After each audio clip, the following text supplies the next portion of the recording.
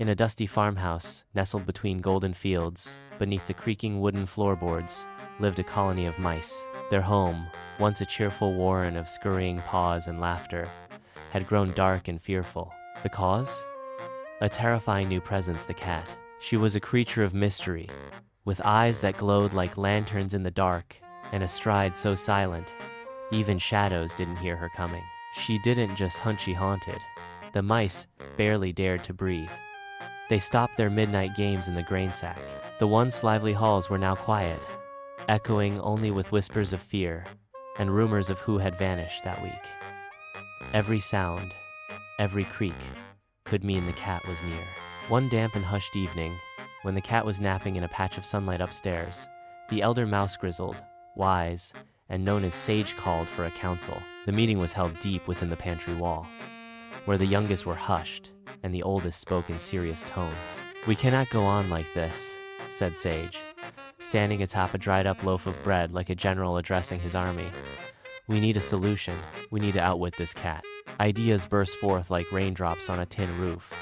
"We should poison the milk," squeaked one mouse. "Let's trick the humans into getting a dog," proposed another. But each plan had flaws, risks too great, or means that seemed impossible. Then, from the back a voice, small but certain. It was Pip, a mouse no older than a few months, but sharp as a tack.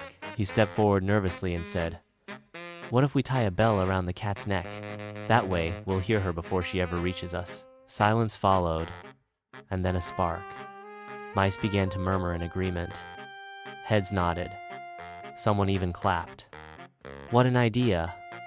Brilliant! She'll never catch us again!" Hope flickered in their eyes like candlelight. But as the excitement swelled, Sage raised a single paw. The crowd quieted at once. "The question, dear mice," he said gently, his old voice full of wisdom, "is not whether the idea is clever. It is, who will bell the cat?" A silence deeper than before took over the room. All eyes dropped to the floor. Some shuffled their paws. Others looked toward the exit. No one spoke. No one volunteered. The plan, for all its brilliance, had met a wall no mind could climb.